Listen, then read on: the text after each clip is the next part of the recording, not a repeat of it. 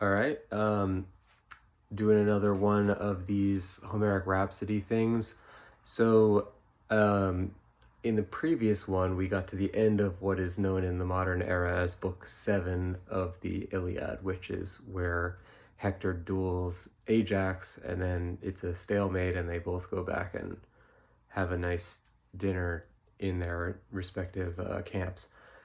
Now, the interesting thing is that, just for full like contextual disclosure, for you, as we go into this next section, I don't really remember that well what happens in Book 8 of the Iliad specifically. Like, there are certain kind of broad strokes things that I remember, but I know where we have to get to in order for the events of Book 9 to be required to happen in the story. And I remember the opening, I think, which, I'll be doing today. But then after the opening section, it's just a big question mark of like, we're currently here in the struggle between Trojans and Achaeans, and we need to get to here. And it would just essentially require me to come up with a bunch of stuff to fill in the gap, an entire swath of story content. So we'll see how that goes. But as for this, we'll start it out with what I think, at least. Well, it's how I will start Book 8, whether or not that's how the Book 8 starts in the Iliad that we know. Here we go.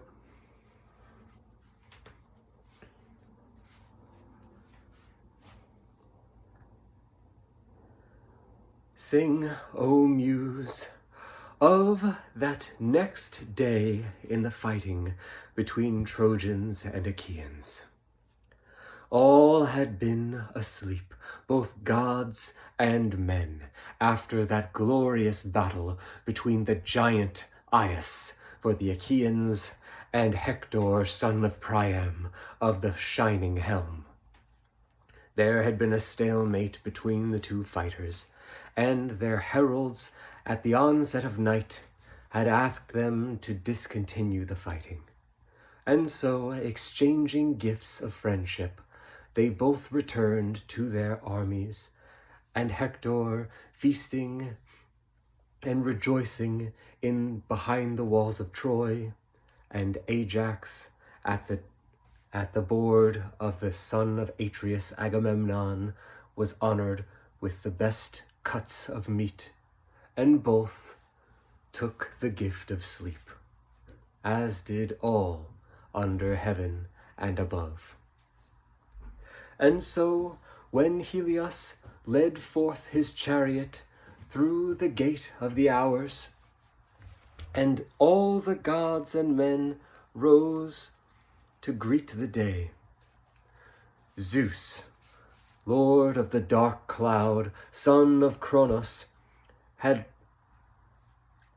called forth a meeting and a giant assembly of all the gods who were under the stars anywhere on the earth. Many gods had assembled in the meeting ground on Olympus, which had swelled with hundreds and thousands of deities from all walks, all the naiads and dryads and hamadryads. All the Olympians were there, and their children and their children's children. All those Nereids of the sea, and Oceanus, and Tethys, and every one of the gods major and minor had formed. Last to arrive before the son of Cronos himself was that shaker of the earth, Poseidon, who came to that meeting place just as crooked Cronos' son had entered. And he asked, "Why have you brought us all here, my brother, lord of the dark cloud? What is it you want us all to know?" And so Zeus, glorying in his splendor, spoke. "I have called all ye gods here today to call an end to this partisan fighting between us. I know that many of the Olympians and many of the gods below seek a victory for either the Trojans or Achaeans. Many of you know the outcome of this war. Many of you hope for one or the other side to win. And only I know all the events that will transpire and what needs to be done. What I say today is that you shall all put down your arms, and none of the gods above or below will help these wretched mortals as they continue the fighting.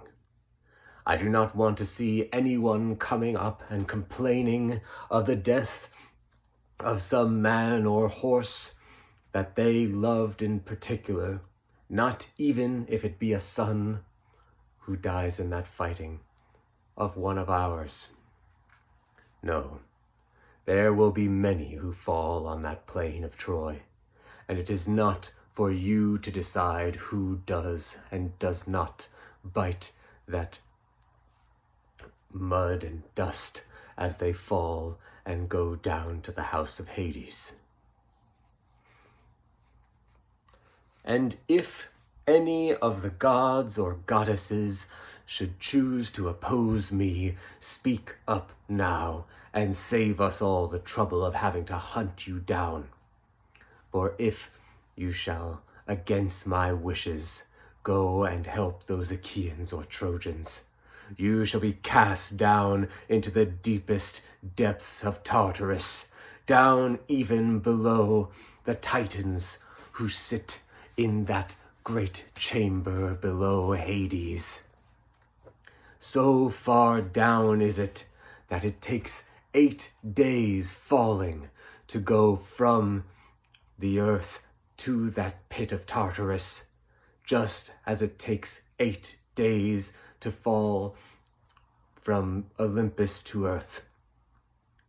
I will not see any of you try to oppose me, but if you choose to do so, let one of you step forth now. We shall draw a golden chain to measure your strength against mine. It would not be to your benefit, not even if every god here assembled were to grab onto one side of that chain and I the other. Even if all the gods were to oppose me at once, I could pull you all forth, and I would hang you between earth and sea and sky, all in some nether realm that you would never again be able to touch the earth or any of the domains that are our birthright. Thus would happen, and thus do I decree, do not cross me. All the gods and goddesses and naiads and dryads were silent at this. Many of them would never have imagined to help the Achaeans or Trojans or to get involved in something that Zeus felt so strongly about. But others were silently boiling over as they had very strong ties to the Achaeans or Trojans. And one of them, that gray-eyed goddess Athena, spoke forth, who had many reasons to hate the Trojans. And she said to him, "Father, what is this you say? You would doom all of these Achaeans to death only because of what Thetis had asked of you for her son, that son of Peleus and Thetis, who sits sulking in his shack?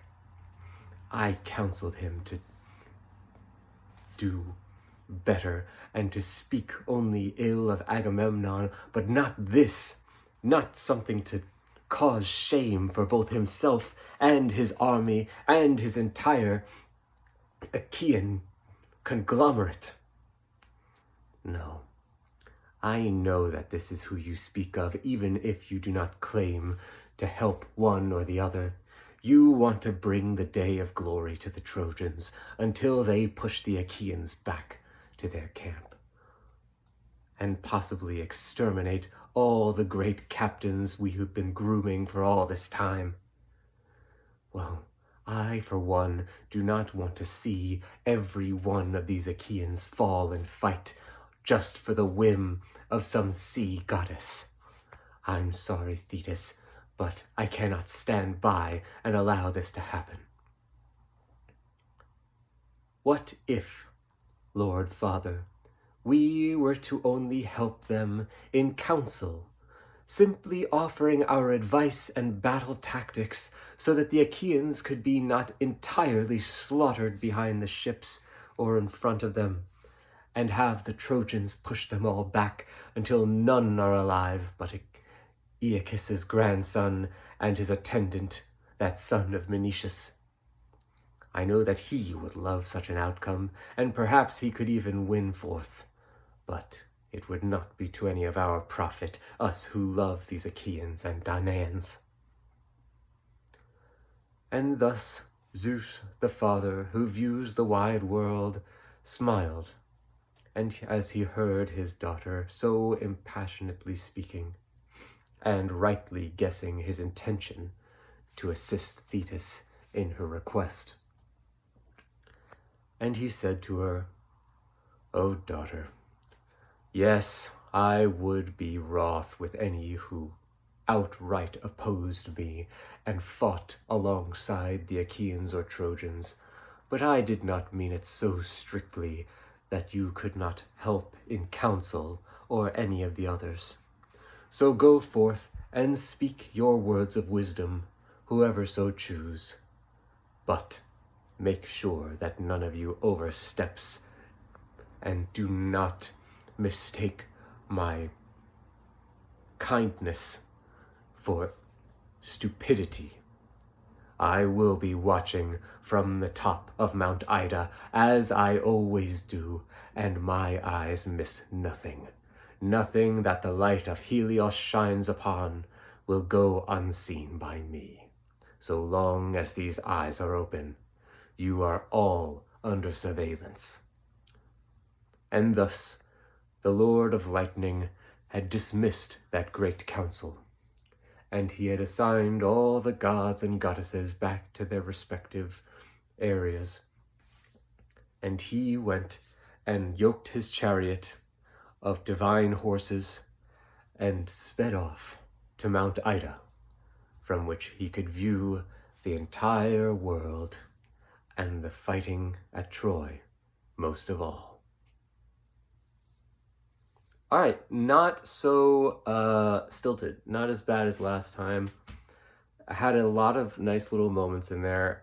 Didn't rush through it as much as I do for some of them. I added a little thing where I can't remember if Zeus tells them that he's going to help the Trojans when he tells them not to interfere with the fighting, but I had it where he didn't, but then Athena guesses it, sort of like how Hera does in book 1, where she's saying like, yeah, I can tell that you're doing this because you want to help the Trojans. And Athena is really the only one besides Hera who would be allowed to get away with calling him out like that, because she's kind of like the favorite of Zeus. So I thought that was like a nice character opportunity there. There's also a thing that always bothers me. I think in almost every translation I've read of the Iliad, Zeus kind of goes back on his word. He has this great speech about how he's so strong and he'll, wreak his vengeance on any god who opposes him. And then Athena says the thing about, could we at least counsel them? And then he says something like, I didn't really mean what I said. You can do that if you want. And I thought that's kind of like, I don't know what it says in the ancient Greek, but it doesn't ring true to me for him to like go back on what he said. So when in my version, I had him instead, explain that like, yes, I would wreak my vengeance on anybody who, directly interfered, but it's okay if you just help with counsel. And then he reminds them again, but don't mistake my kindness for stupidity. I had him say, reminding them like, yeah, I still am going to really punish you if you try to do something that I said not to do. Overall, I thought it was pretty good. It's always fun, the part where he's talking about the golden chain that he's gonna, pull them in a tug of war against all the gods, and he'll throw people down to Tartarus, and a lot of fun little moments in there. I got a lot of them in there that I wanted to, so that was good. Yeah, from this point, don't have a lot of memory of exactly what happened, so it's going to be a lot of making stuff up, and we'll see how that goes. All right.